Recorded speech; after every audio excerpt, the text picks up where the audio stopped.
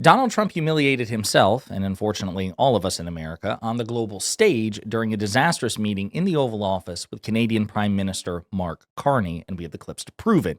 But before we unpack all that, if you end up liking this video and you want to support the channel, please be sure to hit the like, subscribe, and alert bells before you go. All right, friends, brace yourselves for more Trump dishonesty, stupidity, and just general malignant narcissism. Take a look. Brian? Yes, sir. What is your message to Democrats ahead of a next vote to open up the government? The American people are saying, open the damn government. What's your message to them right now? Well, they're the ones that started it. They're the ones that have it. And it's almost like a kamikaze attack by them. You want to know the truth? This is like a kamikaze attack.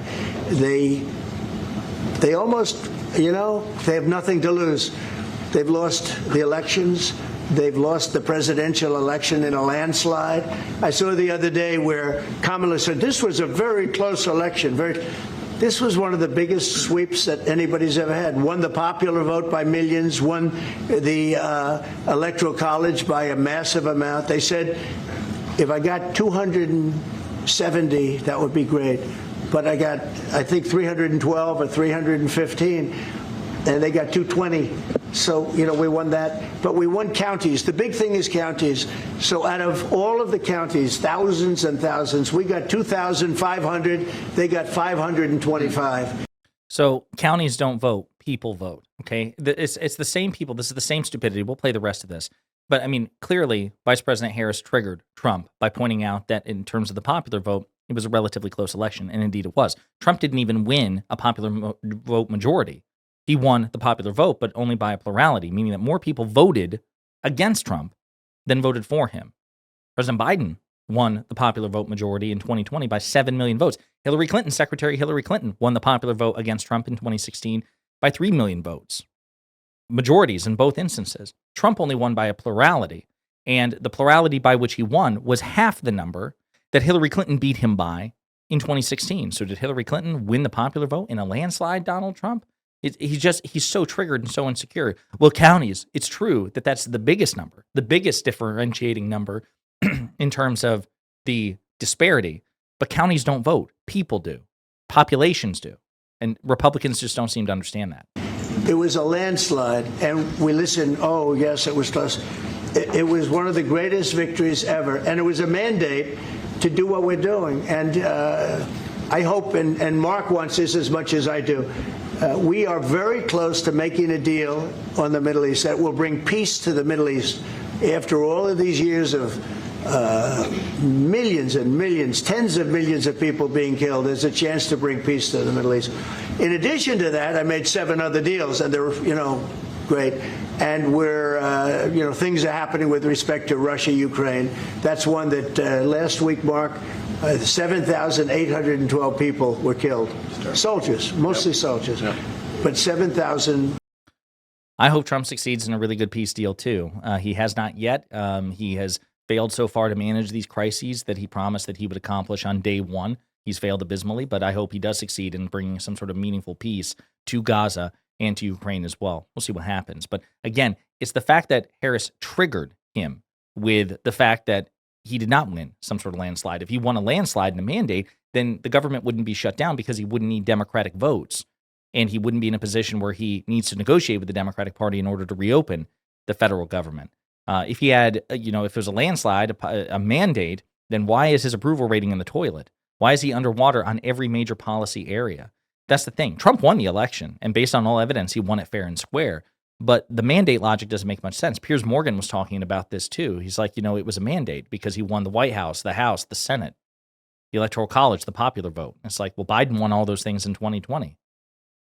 Did you call Biden's win a mandate? No, of course he didn't, right? Because they grade Trump on a curve. It's pretty silly. Here's some other clips. What if I let this go? If we didn't win this election, if we had these people that were running, that were ruining our country, destroying our country with their open borders and men playing in women's sports and transgender from everybody and windmills all over the place, if we allowed that to go on for another couple of years, we would be, I'm not sure that we'd even have a country. So look at Mark Carney, like the ultimate poker player, just staring at him stone face, not stoned face. He might be stoned. He might have to popped an edible before that particular meeting, but just staring at him stone face, refusing to smile, refusing to frown, refusing to react in any way, trying to be as neutral as possible. Because, of course, he knows, even though he can't say it, Trump's the most powerful man on earth, but he understands that Trump's a friggin' idiot, and he has no respect for Trump, nor should he. So just watching Trump like rant and ramble about this shit, and Mark Carney's like, oh, can you stop talking about this stuff? He's not going to, Mark, believe me. Here's another clip. Go ahead, behind yes. Is the fentanyl crisis over with Canada, with the Canadian border? Is what? The fentanyl crisis. No, it's not over. I think it's never going to be over, frankly. But Canada's worked hard, and they've done a much better job than in the past. We have very few people coming in through our southern border, too. We've worked with Canada, and we've worked with Mexico. So you can see Mark Carney's like, there is no fentanyl crisis at the northern border, and indeed there is not. It's just objectively not. Trump is objectively wrong on the numbers, but he can't let this thing go. It's pretty pathetic. Oh, God. And yet, there's even more. So he takes another question from a reporter in which he once again lashes out at Democrats. Are you concerned about the delays at airports, and how do you see the shutdown moving? Oh, sure. I mean, they're all Democrat delays. There are delays at the airport. That's standard. And again, this is something that every day we put forth a bill. It's just a continuation. It's a very simple thing to sign and very simple to do. And I really think that these are people that I think they have nothing to lose. They have a party that's out of control. They have no leader. Nobody knows who the leader is. I look at people with very low IQs like Crockett, this woman Crockett. I never met her, but she's a low IQ individual. I look at AOC talking about how if they want to negotiate, they can come to my office. She's not in that position to do that. And who the hell is she to say that? And then I watch Nancy Pelosi not knowing what to do. I watch. Again, he's so desperate to blame Democrats when the polling shows that more people blame Republicans by far than Democrats. So he's currently losing this messaging war, and Democrats need to keep the momentum and the pressure up. The idea of saying that Nancy Pelosi, AOC, Jasmine Crockett are low IQ individuals when all of them are smarter than he is pure projection and pretty pathetic. Mr. President, have you identified programs to eliminate under this shutdown? Oh, sure. Which ones? We have a lot. I'm not going to tell you, but we'll be announcing it pretty soon. But we have a lot of things that we're going to eliminate and permanently eliminate. You know, one of the things that we have is some advantage, you could say. But because of the shutdown, which I think they made a big mistake, we're able to take out billions and billions of dollars of waste, fraud, and abuse. Wait a minute. I thought Doge did that. See how he can't. You see how he's so incoherent. He's so stupid.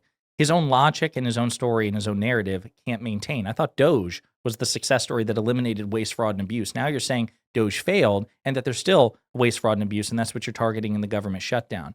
Number one. Number two, they also say things like, well, listen, we have to cut these agencies and these programs in order to save money. Well, it's like, okay, I thought the tariffs were giving you billions, hundreds of billions, trillions of dollars. Really, we can eliminate the federal income tax because the tariffs are so successful. Why aren't you using your tariff money to keep the government employees, including the military and law enforcement, paid? Why aren't you doing that? Why aren't you compensating them with your tariff money, given that it's such a success story? Unless, of course, you were lying, which, of course, he does all the time. Here's another clip. Who to speak to. I'll tell you what, I'm getting calls from Democrats wanting to meet. I never even heard their names before, and they're claiming to be leaders. The Democrats have no leader. They remind me of Somalia, okay? You know? And I met the president of Somalia. I told him about the problem he's got. I said, you have somebody from Somalia who's telling us how to run our country. She's from Somalia. He said, would you like to take her back? He said, no, I don't want her. Okay, you know who I'm talking about? What? I mean, obviously he's referring to Ilhan Omar, but he's saying the Democratic Party has no leader, which they don't. They don't have a single leader. But then he says it's just like the situation in Somalia. Then he says he spoke with the leader of Somalia, which kind of undercuts the entire. So there is a leader of Somalia, you idiot, you moron. And the camera wasn't on Carney's face there, but you know, Carney's like, please don't show me in this. Please don't show me in this. I just have to sit here, don't make any sudden movements, and just endure. I just have to endure. This too shall pass. One last clip. About this disastrous meeting. So then what's holding things up? If he's a great man and you want to do a deal with Canada, why aren't you? because I want to be a great man too. Thank you very much. What? I mean, it's kind of, I mean, I get why Carney was laughing, like, ha ha ha ha, ha, you know, because again, you have to for this child here, but that's actually not an answer. Well, if he's a great person and you like him and you want to make a deal, why aren't you making a deal with this great person? Because I want to be a great man too.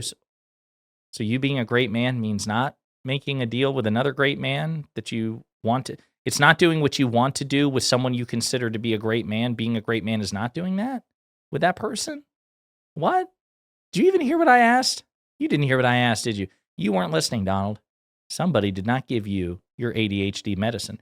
It's just, it's pathetic. It's embarrassing. And we've got 3 more years of this shit. And kudos to Mark Carney, who has to walk a tightrope where he has to push back on Trump when and where appropriate. But Trump is much dumber than Mark Carney, but also much more powerful. And so it's a tough thing to walk. I do not envy him, but I think he does it very, very well.